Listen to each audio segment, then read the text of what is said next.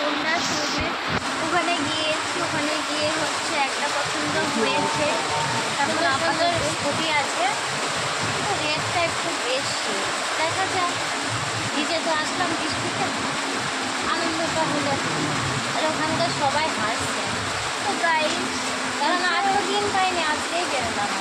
এত মজা লাগছে বৃষ্টিতে ভিজতে। তো গাইস, আমার মনে হচ্ছে যেন আমি পুরোটা ভিজি, কারণ হচ্ছে এত ভিজতে ভালো লাগছে, এত